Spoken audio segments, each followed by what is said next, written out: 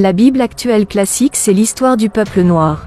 Toutes les religions et croyances des autres peuples sont fausses. Autrement dit, le non-noir pratiquait depuis, toujours, le syncrétisme. C'est-à-dire le mélange des croyances. Les Bibles actuelles classiques sont le plagiat des écrits, on va dire sacrés, de l'Afrique ancestrale. Notre fière et véritable histoire débute et prend sa source depuis le premier homme, notre ancêtre, Moto. Elle remonte donc à très loin avant de ce que vous appelez l'Égypte, le kémitisme et les autres religions dites traditionnelles. Depuis des siècles maintenant, que les autres races essayent de corrompre cette vérité, dans les écrits, les Bibles actuelles, en réutilisant des parties authentiques, auxquelles des parties forgées sont ajoutées habilement de façon à laisser croire que l'ensemble serait authentique. Autrement dit, la falsification et le plagiat des écritures de nos ancêtres. Mais la spiritualité est une question de race, et cette vérité est vivante, elle laisse toujours quelques traces lumineuses qui la fait reconnaître, uniquement par ceux et celles qui sont éclairs et initiés ou qui ont reçu l'agrément de comprendre et d'accepter à travers d'un guide spirituel. À notre époque, ce guide spirituel se nomme Zulu Lassan.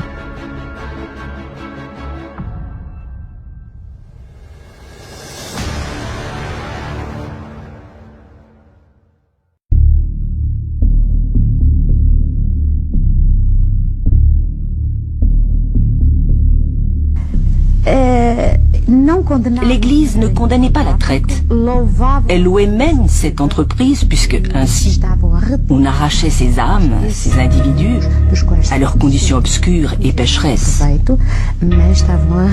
On les sauvait d'un monde qui, dans certains cas, avait même été usurpé par les musulmans au détriment de l'Église. Il faut le dire ouvertement. Les races supérieures ont un droit vis-à-vis des races inférieures. Que dis-je? Un droit. Les races supérieures ont le devoir de civiliser les races inférieures. Or, il n'y a pas de doute, naturellement. Race supérieure, c'est la race blanche. Race inférieure, celles qui n'ont pas la peau blanche. Une foule croissante d'hommes, de femmes, dévoués, arrivèrent de différents pays pour porter la bonne parole de Dieu dans ces terres païennes. La passe de Mangwe est un lieu historique sur l'itinéraire de l'homme blanc vers l'Afrique du Sud. Prêtres et pasteurs, vous venez certes pour évangéliser. Mais cette évangélisation s'inspire de notre grand principe, avant tout, les intérêts de la métropole. Le but essentiel de votre mission n'est point d'apprendre aux Noirs à connaître Dieu. Ils le connaissent déjà depuis leurs ancêtres. Ils prient. Regardez les travaux énormes des colons d'un côté et des missionnaires de l'autre pour même sauver les trésors de l'Égypte. Bien sûr, on a tout volé. Bien sûr, on a tout volé. Les peuples sous-développés, ces peuples qui sont sans défense, ces peuples qui n'ont pas de canons et qui n'ont pas d'artillerie, ils ont des sols quelquefois très intéressants et des sous-sols encore plus intéressants. Songez aux forêts de l'Afrique équatoriale. Tout ça, toutes ces merveilles d'Égypte, tout ça, toutes ces découvertes archéologiques, c'est les affreux blancs qui ont tout volé. Mais s'il n'y avait pas eu les affreux blancs, tout ça, ça aurait disparu dans les sables de l'Égypte. On attribue toute la connaissance des Noirs aux Néphilim pour vous rabaisser. Et dès qu'on a fini de vous rabaisser, ils reviennent maintenant en Afrique avec les Bibles, avec des prêtres. Ils créent les mots des prêtres, les bishops, les maréchals. Ils reviennent en Afrique, en tout cas les colons, les prêtres. Ils viennent en Afrique. Ils vous apportent un Dieu étranger. Ils vous disent que c'est eux les maîtres.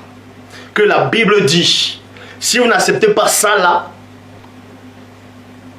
vous allez brûler en enfer.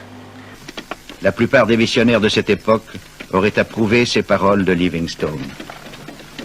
Nous sommes venus parmi eux en tant que membres d'une race supérieure, aux ordres d'un gouvernement désireux d'élever la branche la plus vile de l'humanité. Nous sommes animés d'une sainte foi. Donc ils sont venus, ils ont vu que l'homme noir était tellement libre, ça les a pas plu. Ça les a pas plu. Malgré que la protection de l'aube s'était déjà retirée, l'homme noir vivait néanmoins un peu, je dis bien un peu plus, un peu moins, dans cette petite liberté physique, mais spirituelle était déjà esclaves du déchu. Peu de Noirs voulaient spontanément être convertis. Il fallait donc le leur demander. La force se justifie-t-elle pour sauver une âme? La flagellation était en usage dans certaines missions. Tuer, voler, coucher avec la femme d'autrui, calomnier, insulter, est mauvais. Ayons le courage de l'avouer, vous ne venez pas leur apprendre ce qu'ils savent déjà. Votre rôle est essentiellement de faciliter les administrateurs et les industriels, c'est-à-dire que vous interpréterez l'Évangile de la façon qui sert le mieux vos intérêts dans cette partie du monde. Pour ce faire, vous veillerez entre autres à désintéresser nos sauvages noirs des richesses dont regorge leur sous-sol, afin d'éviter qu'ils s'y intéressent ou qu'ils nous fassent une concurrence meurtrière, rêvant un jour à nous déloger de cette partie avant que nous ne nous enrichissions. Le pape Nicolas V apporte sa caution morale aux Portugais. Grâce au soutien du Vatican, ceux-ci peuvent poursuivre leur razzia en Afrique en toute impunité.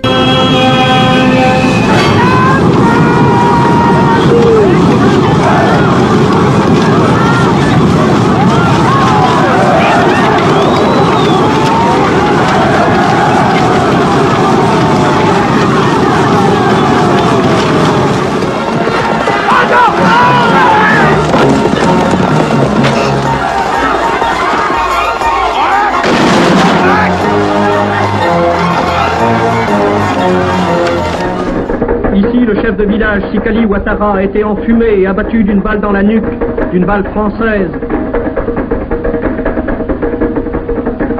Ici, une enfant de 7 mois a été tuée, une balle française lui a fait sauter le crâne.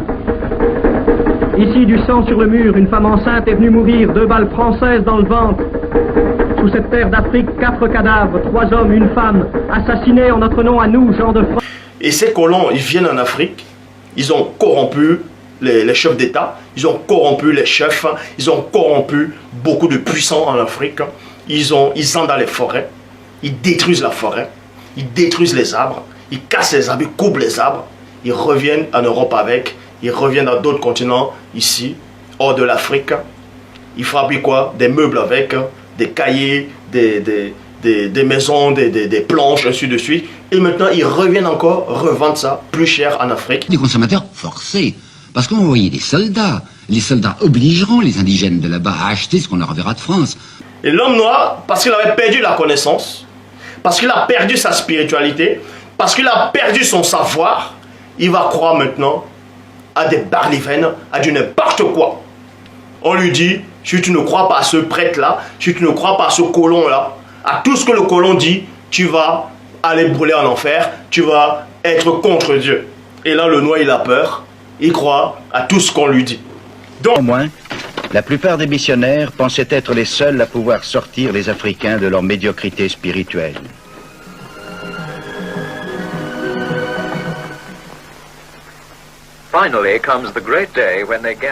Le grand jour du baptême arrive. Des étudiants des collèges, des jeunes filles de l'école primaire, des hommes et des femmes. Ils plongent l'un après l'autre dans les eaux du baptême.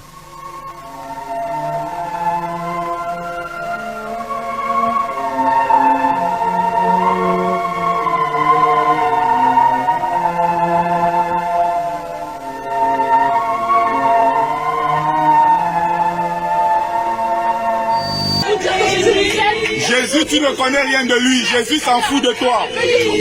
Jésus s'en fout de toi. Jésus ne te connaît pas. La fin du monde, la fin de tous les temps. Là, c'est moi qui vais détruire le monde. Moi là. Regardez mes gros yeux que vous voyez qui sont là. Parmi vous, il y a des médecins, des ingénieurs. Il y a des médecins, des malades. Je m'appelle Dieu, je suis Dieu, Esprit Saint, créateur du ciel et de la terre. Et Dieu, ce n'est pas un surnom. Vous êtes malade, sauf que vous êtes malade. Sauf que vous êtes malade.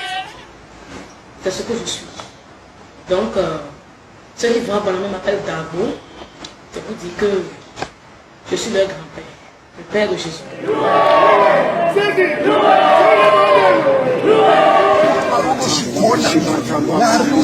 Coucher avec un homme, ce n'est pas un péché.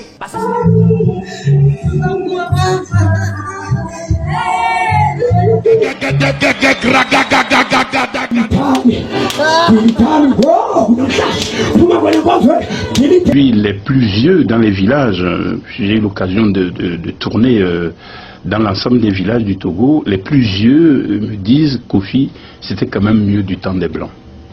C'est extraordinaire comme aveu d'échec. C'était quand même mieux du temps des Blancs. Aujourd'hui, il y a beaucoup de religions qui prétendent détenir la vérité. Pourtant, ils sont tous dans la confusion.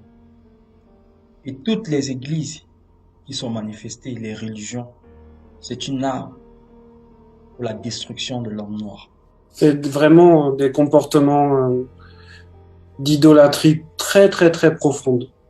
Lorsqu'on voit ces images de soi-disant croyants, qui s'appellent dans cette réalité actuellement des chrétiens, quand on les voit idolâtrer la créature à ce point, c'est une honte en fait. C'est ce qu'on ressent quand on aime le Créateur. Ce genre d'attitude, c'est une honte de voir tant d'irrationalité dans le comportement. Je viens faire ce témoignage-là pour parler des religions dites révélées qu'on retrouve partout en Afrique, dans le continent bien-aimé, qui causent le retard du continent, qui empêchent le peuple noir d'avancer, de se développer spirituellement, mentalement et intellectuellement. Si je fais cette vidéo, c'est pour dire pourquoi je préfère suivre le message de Zulu Lassan, être disciple de Zulu Lassan, plutôt que de suivre les religions dites révélées. Car les religions dites révélées ont commis déjà plein de crimes par le passé et sont bourrées d'erreurs et de contradictions, comme on voit dans la Bible. Un Dieu qui ment, un Dieu qui se repent, alors que dans d'autres versets, il se repent pas. Un coup, il dort, un coup, il dort pas.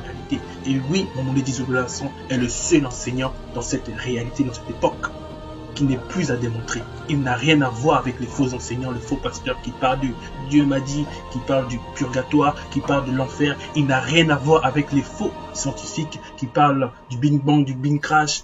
Mouledi, Zulu Lassan déverse une connaissance extrême dans cette réalité du visible, qui chamboule les plans du monde occulte, qui bouleverse leurs prétentions de nouvel ordre mondial, qui en sape même les fondements, qui ébranle tout ça. Jésus-Christ n'existe pas. Jésus-Christ n'a jamais existé. C'est un plagiat. Peuple originel, peuple noir, on vous a déjà dit que Jésus n'existe pas et que toutes les religions qui sont dans ce visible sont fausses. Vous entendez, mais vous faites la sourde oreille. L'heure est grave. Le peuple originel doit se réveiller. Parce que si vous ne vous réveillez pas, si nous ne nous réveillons pas, nous allons périr. Et le blanc a compris que l'homme noir aime la spiritualité. C'est pour ça qu'il envoie des religions. Il envoie des religions. Et l'homme blanc avait compris au départ que pour détruire la civilisation noire, pour détruire l'homme noir, il faut cacher le savoir.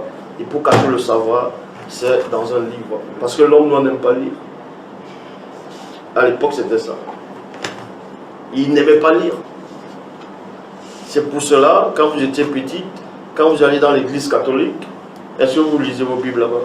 Le prêtre il parlait, il dit un truc, vous dites oui. Il ne vous demande même pas de vérifier. Parce qu'il vous cache, on tente de vous cacher la vérité.